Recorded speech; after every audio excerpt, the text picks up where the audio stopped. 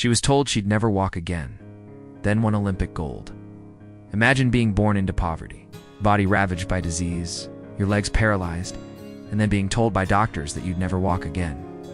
Now imagine that same broken little girl, years later, flying across a track at the Olympic Games, faster than anyone in the world. Sounds like fiction. It's not. This is the true story of Wilma Rudolph, the girl who defied every odd, every voice that told her no, and rewrote her destiny in gold. Wilma Rudolph was born on June 23, 1940, in St. Bethlehem, Tennessee, as the 20th of 22 children. Her family was poor, living in a segregated America where healthcare for black families was painfully limited. But Wilma's challenges were far deeper than poverty. At the age of 4, she contracted polio, a disease that left her left leg twisted and paralyzed.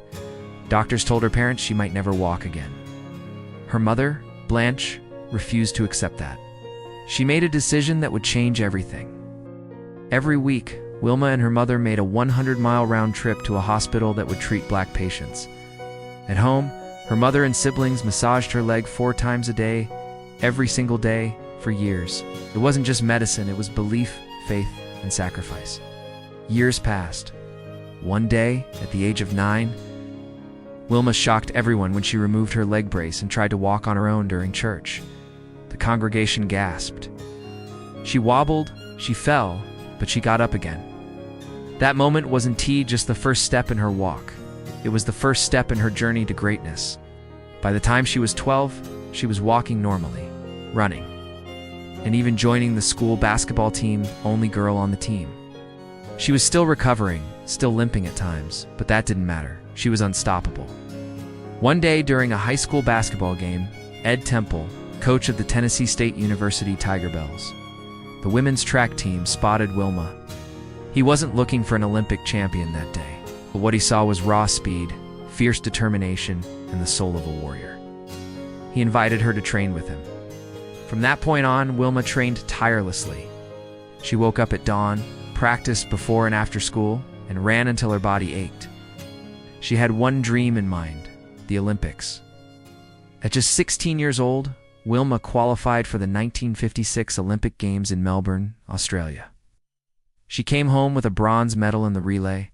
To the world, that was a proud moment. To Wilma, it was not enough. She wanted gold. She wanted to prove to the world that a girl once told she'd never walk could outrun every single person alive. 1960 Rome Olympics. Glory rewritten. In 1960, Rome welcomed the Summer Olympics. Wilma Rudolph arrived not as the underdog, but as a woman with fire in her eyes and lightning in her legs. She lined up for the 100-meter dash. The world held its breath. The gunshot fired. She flew, she finished first and set a world record. Then came the 200-meter, and first.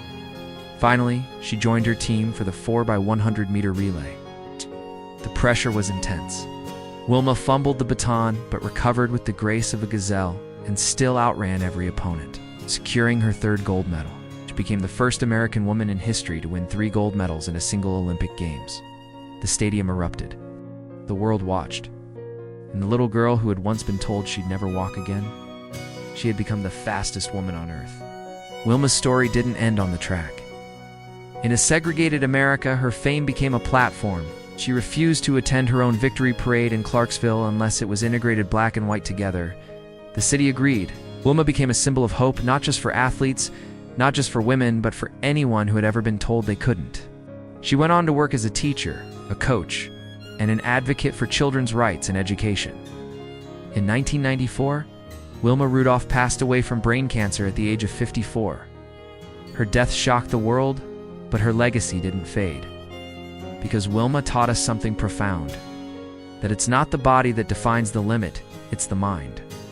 She lived out what Napoleon Hill taught in his timeless words: whatever the mind can conceive and believe, it can achieve. Wilma's life is more than a sports tale. It's a testament to faith in the impossible, persistence beyond pain, the power of a dream when backed by action, when life tells you you can't. Remember Wilma, because limits exist only when you believe in them. She didn't just walk again. She ran, she flew, and she conquered the world. Dear viewer, If today you're facing setbacks, if life has knocked you down, if the world doubts your ability to rise again, remember Wilma Rudolph? A girl who was broken but believed? A girl who was told she'd never walk but ran into history. Let her story light a fire inside you, because your limitations are only real if you accept them. Thank you for watching. If this story moved you, inspired you, or helped you see your struggle differently, please like, comment, and share this video. Together, we can bring more stories of hope to light. Stay strong, keep believing, and never give up.